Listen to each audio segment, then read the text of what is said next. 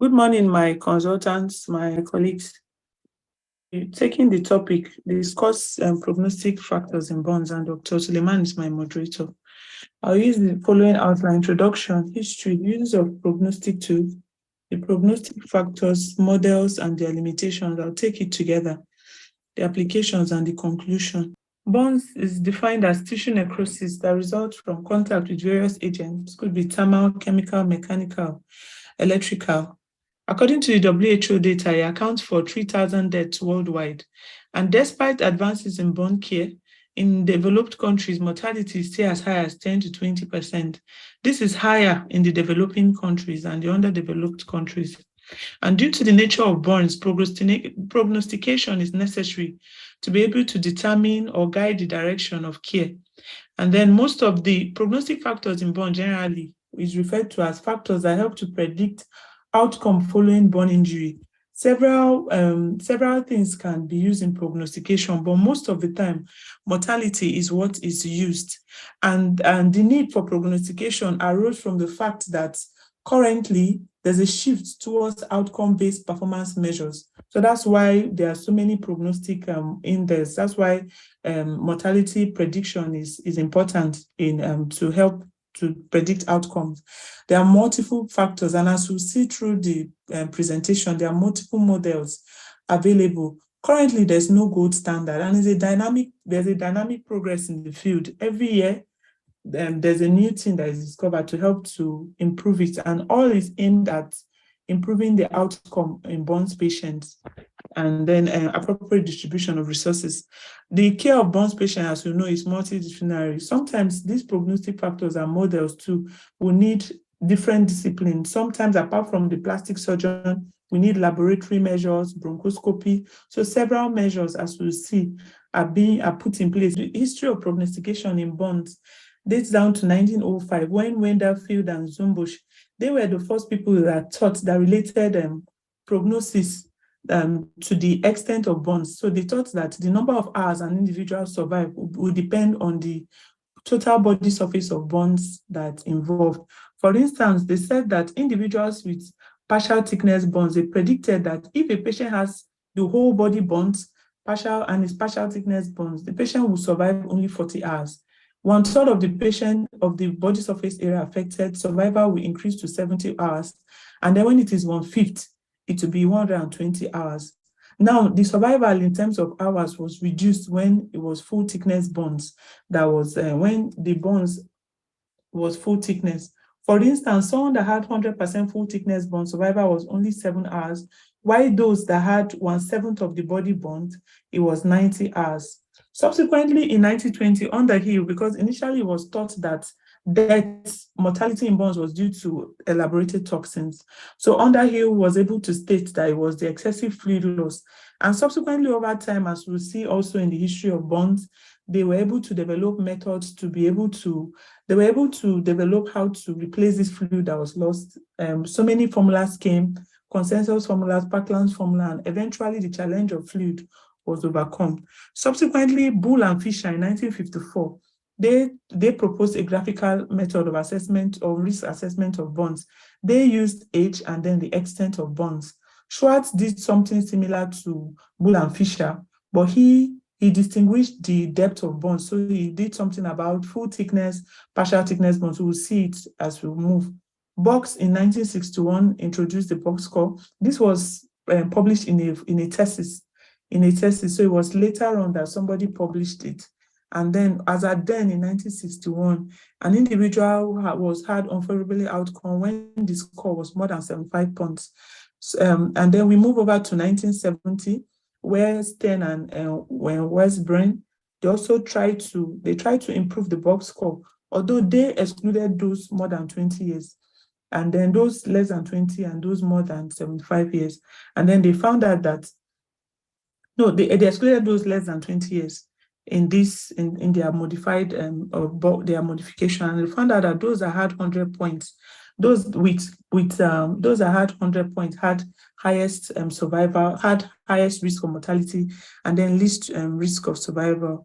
Then we have in 1969 when Watson and Schatz they introduced the burns unit surface, And then they found out that full thickness burn had a substantial role to play in predicting mortality. So this is their formula. The burns unit surface was percentage burn surface area plus 3 times the full thickness body surface area affected. But they used it in those less than 65 years. And they found out that patients with scores less than 100% had good prognosis. Those more than 100% had higher risk of death and mortality. So these are other modifications. Currently, due to advances in intensive care units, okay, we have 1982, the APSI score, that's abbreviated burn severity index score. And then we have in 2010, modification of the modified BOT score by Osler et al. Currently, there are so many other indices used in critical care patients that have also been introduced in burns patients. And as we know, patients also need intensive care monitoring. So these are other things that are used in critical care patients that are currently also used in burns patients. The properties of an ideal prognostic or risk assessment model. Now, there are several of them, and there's no ideal one for now. But usually, what is thought to, what should be an ideal, the properties of an ideal one is that it should be simple to use. It should be based on minimal set of easily obtained variables. It should be generalizable. That is, it should serve for individuals in different locations, and then should have like equal interpretation. So if we use all this, we'll see that the interpretation should be similar, irrespective of the geographical location and irrespective of the individual characteristics. Now, if we use all these things, we'll see that it will be difficult for any of the prognostic factor or the risk assessment to meet criteria for an ideal. So that's another reason why there's a variety of them. What are the relevance of prognostic factors? It has clinical and scientific relevance. The clinical relevance of it is that to aid in optimization of the therapeutic decision, that is, this patient needs to be admitted, to replace a do not restate order the patient because the risk of mortality is very high. And then even selection of treatment center in countries where they have burns centers separate from their hospitals, those that don't have, it will help in triaging patients. It also aids in triage in mass casualty situation, in military settings. You want to know who are those that will survive so that we'll start treating them, and then compared to those that are not likely to survive. That will also help in allocation of resources. It will help also in counseling patient relatives, as well as the doctors also. So it will help the doctors whenever they are counseling the relatives on the prognosis. I've already mentioned resource allocation. It also has a role in life purposes. For instance, once the risk assessment of a particular patient is high, if there's any legal case that will come out from it, that can also be backing to help to know that ab initio the patient's risk of survival was poor. Then scientifically, to aid in evaluation of the therapy used, it will help, especially in auditing. It will help in monitoring. It will help to compare research outcomes in different institutions, even in different countries. It can also help in estimation of the treatment costs as well as scientific research. So these are the relevance. So what are the prognostic factors in burns patients? Now, there are 4 major categories of the prognostic factors that are based on the burn characteristics, such as the age, the total burn, the depth of the burn surface area affected, in presence of injury. So those are some things that are based on the burn characteristics. The others are those based on bronchoscopy findings. These bronchoscopy findings had to be introduced because they felt that assessment of internal injury was mainly clinical, as such it was subjective. So in order to improve objectivity, those based on bronchoscopy findings were introduced. Also, there's also impact of mortality as comorbidities. As we know, comorbidities will affect prognosis in other conditions, also in burns too. And then there are some lab parameters that can use to prognosticate burns. So based on the burns characteristics, I mentioned already age and depth of burns and others. So we're going to go through it one by one, and some evidences to back up the reason it's there. Now, age studies have shown that there are poor outcomes in individuals in the extreme of age, those that are less than 5 years and those that are greater than 70 years. Especially for it's mainly especially in the adults now, there's decline in immune function, increased comorbidities, and then they are likely to have other diseases too that would affect their outcome. For those that are very young, especially the very young, also their immunity is also not so good, especially when they have major burns. Although children tend to do well, but those that have major burns, especially those that are very young, the outcome is also not very good. A study by Mark et al. Showed that in the elderly patient, the LD50, that is the burn surface area at which 50% of individuals will die, decreased from 45% in those that are 55 years to as low as 25% total body surface areas in those that are 70 years of age. So what other studies have shown that age may not even be ideal to predict burn outcome. This is specifically relevant in adults, in elderly patients. And then, however, most of the burn prediction model will see age has age there. Age is relevant. But then yes, age is relevant in most of the burn prediction model, as we'll see. But this is just to talk about age. That is one of the important factors because of what we see, the declining physiologic reserves and other things that happen in those extreme. Now, there's a concept of frailty that has been introduced recently, especially in elderly patients. Physiologic age sometimes may not correlate with the mortality. So frailty was introduced, and this is the definition of frailty. There is a multifactorial clinical condition that is not necessarily age-associated, but it's characterized by depletion of physiologic reserve and high vulnerability to daily stressors. This is because that some people, even though they are advanced in age, if they are not frail, their outcome better than those that are frail. So because of that, now this frailty score has been used in different specialties, like in general surgery, internal medicine, has been used in other places. But then studies was initially done to use the frailty score of other specialties to be used in burns patients. They noticed that correlated with mortality, even in burns patients. Maxwell et al. In 2018 also tried to modify the frailty index to suit to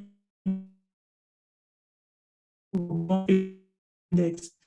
Now, this is the burn frailty index, a questionnaire that has several scores. Apart from comorbidities that are here, it asks questions about does the individual need help with grooming? And does he need help managing money? Does he need help walking, feeling lonely?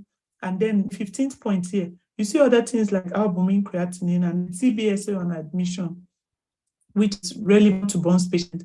The scores is usually added and divided by 15. The maximum score an individual can get is 1.3. So their studies show that individuals that had high burn frailty index, it's correlated with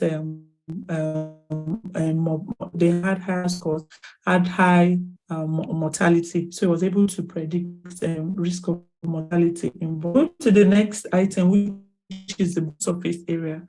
Now, burn surface area can be assessed using different methods like the rule of 9, the Wallace's rule 9, the Lord and Brother chart, and the rule of thumb. And the individual is seen as 100%. As we know, is more accurate in children and then helps better in children. And then we have the modified rule of 9 for children too. The burn surface area has been noted to be directly proportional to survival. This is because the larger the burn surface area, the more the fluid loss, the more the risk, the more the individual is prone to having infection of the exposed burn wound that will eventually lead to sepsis, that will also affect increase the risk of mortality. So these are the reasons why burn surface area is good and is used as a prognostic factor in burns. I already mentioned the work by Wendy and his colleague Bull and Fisher. Now, the box score was introduced in 1961, and it is age and the total body surface area, an addition of it. Formerly, when it was introduced, it was thought that individuals that had scores of 100 and above had 100% risk of mortality from burns. However, with advances in burn care, such as early excision and grafting, advances in fluid resuscitation, intensive care units, advances also in management, advances in intensive care units of burns patients, they've seen that the box score has increased in the 21st century. For instance, Robert et al., they did a study. They found out that The box score now in their own center is as high as it has to be high. They noticed that box score of 160% was one that correlated to 100% risk of death. So it has improved from the previous 100 to 160%. The advantage of the box score is that it is easy to use. Some people consider it as the gold standard for burn care. So it's old, it's easy to use. You don't need to. It's not something that you may need to memorize.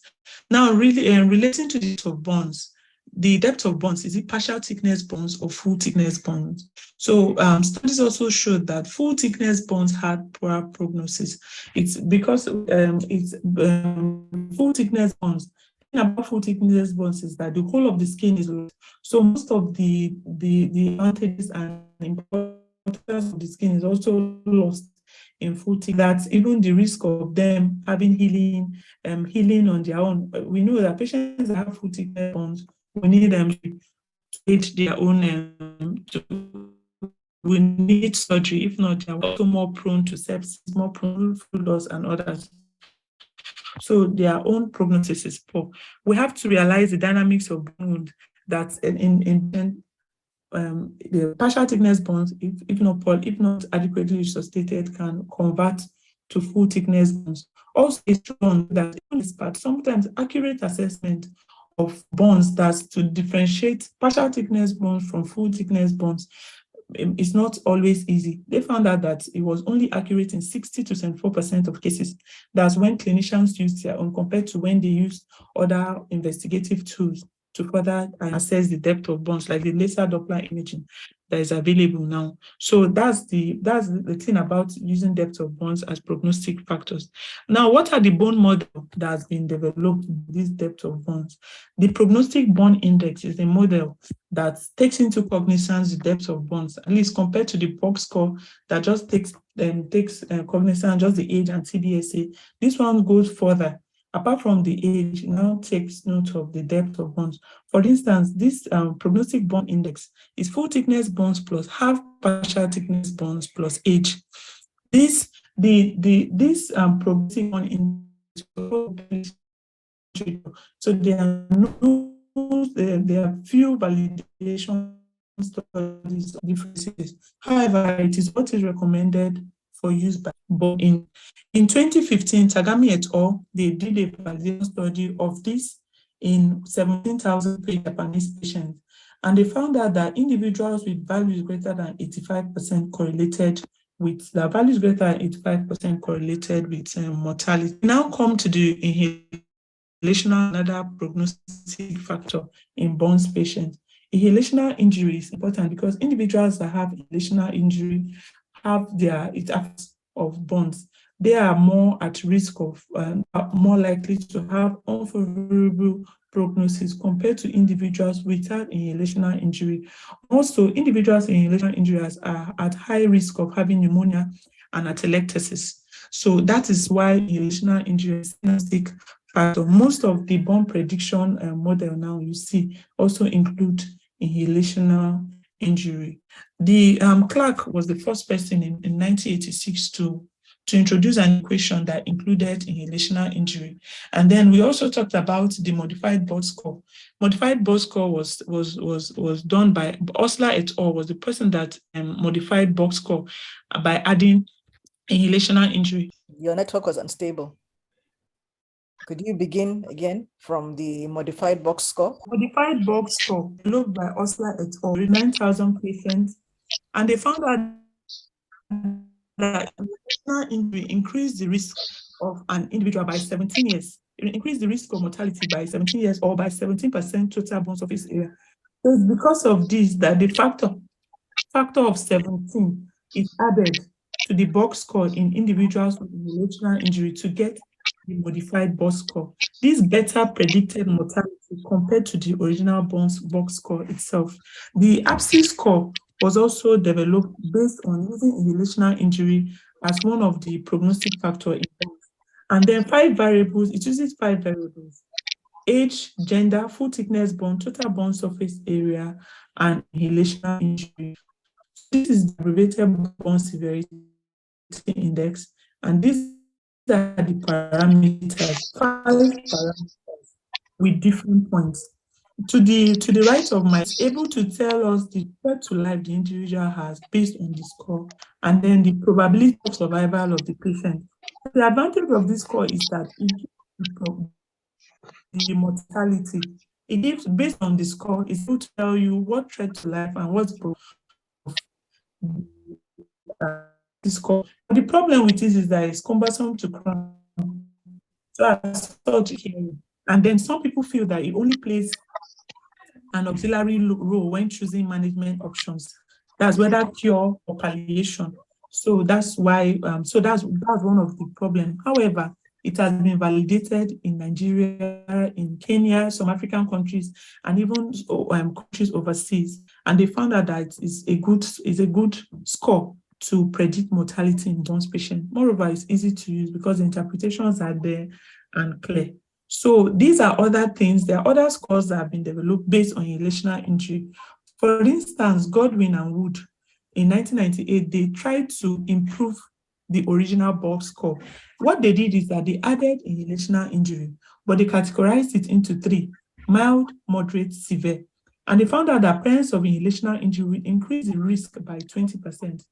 Individuals that had with mild, that had a score of 1 for inhalational injury were those that did not need oxygen to survive. They did not need oxygen to improve their saturation using the pulse oximeter. Those that had moderate score were those that needed a mixture containing at least 40% oxygen to improve the oxygen saturation, while those that were categorized as 3 are those that their SpO2 did not improve despite administration of oxygen. So they found out that when this score was used, mortality improved from 43 to 83% compared to the original box score.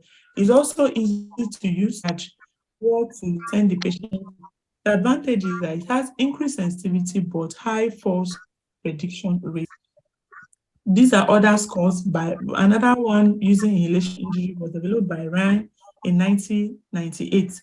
What he did, he found out that the risk factor of mortality was increased in patients that had age more than 60 years, CBS more than 40, and inhalational injury.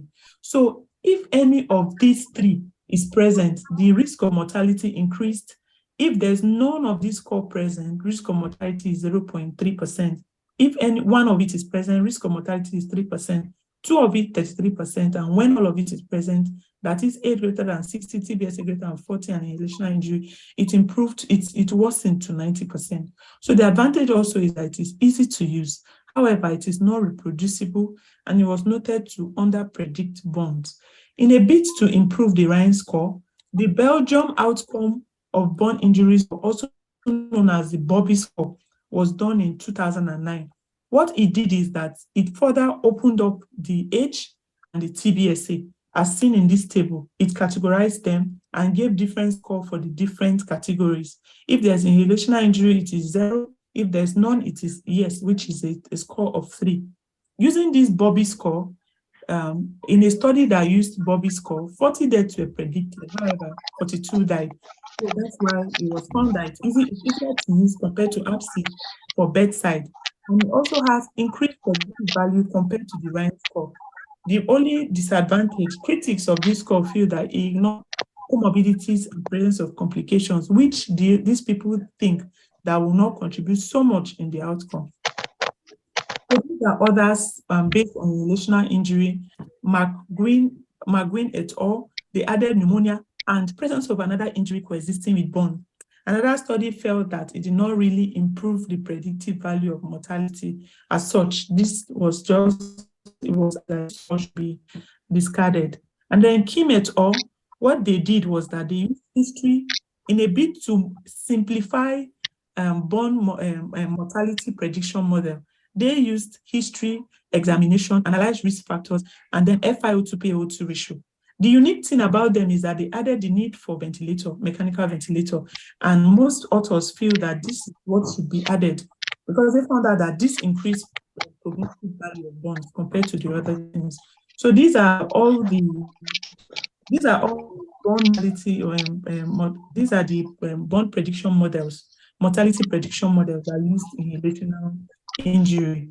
For that, on findings, I already mentioned that the aim of it was to improve objectivity. End up et al. In 2007, he developed this scale based on the bronchoscopic findings of patients that have inhalational injury. And as you can see, the score, the grade is from 0 to 4. From patients that after bronchoscopy, there's no carbon deposit, no swelling, no redness, no obstruction, to those that have 4. The highest score where the individual had obstruction of the bronchial lumen or mucosal exfoliation. These criteria, these bronchoscopic findings, criteria for grading bonds based on the bronchoscopic findings. He found out that there was a positive correlation between the bronchoscopic grade, then there was between the grade, the risk of multiple organ failure, mortality, and then the longer mechanical ventilation time. Spano did a study to try to validate this scoring system. Found out that it also had a good, it was correlated well with those that have poor oxygenation and longer mechanical. Because this Spano advised that a score should be done first to determine the inter-rater variability among individuals doing bronchoscopy. That assess if it is similar in different assessors, then this score can now be used in the patients with burns and inhalational injury. So these are those that try now to comorbidities. Comorbidities affect outcome in the general population, and then patients with burns are not exempted from this. Because of the impact of comorbidities on survival, especially those that are poorly controlled, people made a case that comorbidities should be added as one of the prognostic factors in burns. In 2012, Heredero et al. Did a study where they added, where they assessed the risk of outcome, the risk of comorbidity on outcome of patients that have burns. And they found out that there was a correlation between those that have pre-existing chronic disease and mortality. Similar findings was gotten by Costa Santos et al. Now, there's a comorbidity index known as the Charleston Comorbidity Index. This comorbidity index is used in the general population to assess their risk of survival based on their comorbidities. There are some studies that have also been done to apply this comorbidity index in burns patients. For instance, Brandau et al., they worked on patients with major burns where they found out, they were trying to find out the risk, the factors associated with mortality in them. And the findings of their study showed that age, TBSA, inhalational injury, and the Charleston Comorbidity Index correlated with those that have high scores from all this had a high risk of inpatient mortality. So this is the Charleston Comorbidity Index, and a score usually gotten from this. These are some of the comorbidities that are there. Whether it's myocardial infarction, congestive heart failure, and then the maximum score an individual can get from here is 37. The higher the score, the higher the risk of mortality in a patient with this. So this is just to talk about the import of comorbidity on predicting outcome of burns.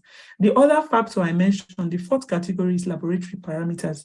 There are different laboratory parameters that have been used to try to predict mortality in burns patients. These are the laboratory parameters listed here. For instance, procalcitonin.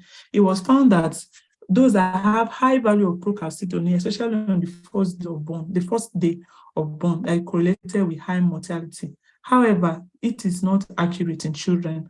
The use of interleukin 8 and 10, serial measurement of this interleukin has shown that individuals that have high values of these interleukins are more likely to have high risk of mortality from burns. Now, interleukin 8 increased first in the first 24 hours of burns. However, they noted that interleukin 10 only increased after the 5th day of burns. But those that have high values have a low probability of survival. Platelet count is also another factor that was shown to affect that to predict mortality in burns patients. It is found out that individuals that have decreasing platelet count were likely to have high mortality compared to those that have increasing platelet count following burns. In a study, the authors advised that platelet count, serial platelet level should be done, especially in the first 4 days of burns, because of the dynamic nature of burn injury. And then it showed that reduced level, yes, correlated with non-survivor, but it did not correlate with total burn surface area. Tumor necrosis factor alpha is also another test that has also been shown to correlate, where high values correlate with mortality. Serum lactate and beta acids. Some studies have also shown that individuals that have high serum lactate usually have high, especially in the first day on admission, that correlates with outcome, high mortality. There's no standardized value that this is it, but from most studies, the cutoff that can be used is serum lactate of more than 2. Also, those that have a high base deficit. Other things that have been done, there's reduced T cell count. In centers where this can be done, peripheral blood cytometry has also shown that those patients with reduced T cell count and then reduced CD4, CD8 ratio usually have a high risk of immunosuppression and subsequently mortality. This is at most so in patients between 5 to 40% burns. Blood calcitonin level. Calcitonin is a hormone secreted by the neuroendocrine cells of the neuroendocrine cells. So it's a factor to be used to predict the presence of inhalational injuries, especially in the first 3 days. That high values of it correlate with mortality. It doesn't also correlate with total burn surface area. Other things that have been used are phosphates. It has been noticed that hyperphosphatemia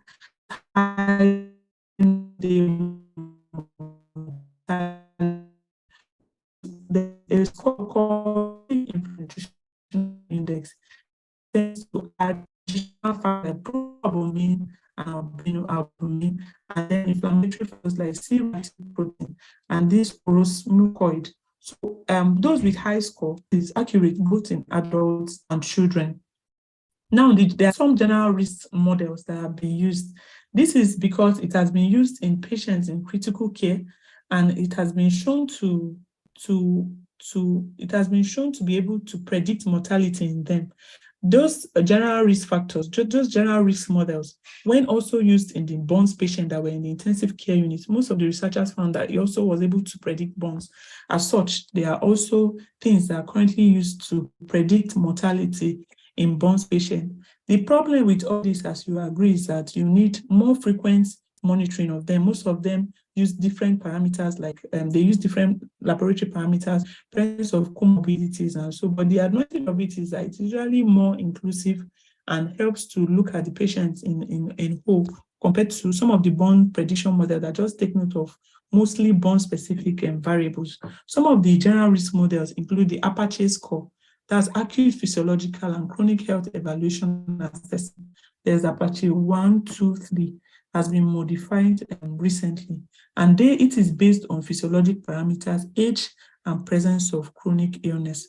This Apache score has been shown to predict mortality, whether or not burn-specific variable was added to it. So it's accurate. And then those in critical care setting, they also use it to predict mortality in burns patients. We also have the sequential organ failure score. And then we have the multiple organ dysfunction score. These are also been shown to correlate with burn mortality. Now, to improve the Apache score, there's a FLAME score that was developed. FLAME stands for Fatality by Longevity, Apache 2, Measured Extent of Burns, and then Sex. Now, this FLAME score some studies have shown that compared to using only the Apache 2, it showed the highest accuracy in predicting mortality compared to using the others alone. This table tries to show the Apache score. Sorry that it's not enlarged in my screen, but it uses physiologic variables such as rectal temperature, mean arterial blood pressure, heart rate. It also uses GCS score, age. So these are the things it uses. It uses, yes, you see GCS, serum creatinine. So that's it for in summary. The other risk assessment scores are the Denver multiple organ failure score. It looks at 4 systems: the hepatic system, the cardiac system, the renal system, and the respiratory system. Scores of 0 to 3 is assigned to each of the systems. Anybody that has a score of greater than 3 is known to have multiple organ failure. It's able to predict multiple organ failure. Patients with high scores are also, it has been shown that it also correlates with mortality. There's also the PRISM score, which is pediatric risk of mortality score. It was first developed in 1988, but there are several modifications. We even have up to PRISM 3 currently. It also looks at different systems and tries to predict mortality based on the system. This has been shown to be accurate in a pediatric population and even pediatric patients with burns. These are some of the general risk assessment models that are also used in burns patients. I've already mentioned some of the usefulness of these burn prognostic factors and even the models, because most of the models are based on the prognostic factors. But just to still reiterate, it helps to predict death at the bedside. Some of these models can be used initially at the resuscitation bay, especially those we mentioned that can be used in triaging. So immediately the patient comes, they can be used. While for those in the intensive care unit, you have to go, patient has to be in the ICU first before that will be used. And then already mentioned it's used in research and then it's used in audit. So these are the usefulness of this burn prediction index. This slide is just to tell us a systematic review that was done recently, a meta-analysis. It was done by Mrad et al. In 2022, and they compared several burn risk assessment models. They compared the box score, modified box score, flames. They also compared Bobby. They also used Bobby, and then they used the APSI score.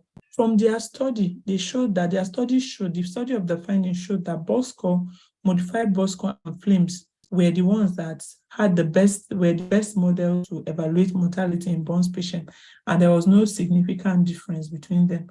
It will interest you to note that several studies have different findings usually. So most of the time you use what is suited to you in your environment. But then we've already mentioned all of them. So these are the risk assessment models. So in conclusion, there are various burn prognostic factors available, and these have been discussed.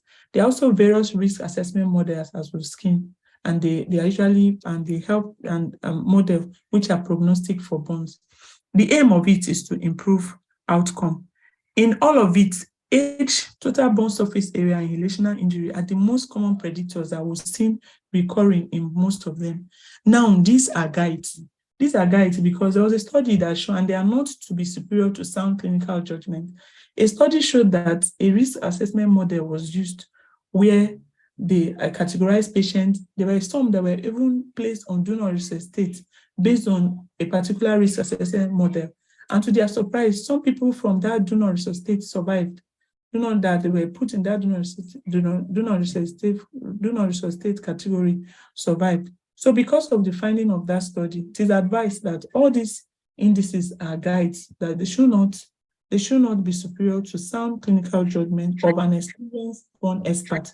However, in places where experienced burn experts are not available, this can also are really helpful. So that's my conclusion, and these are my references. Thank you.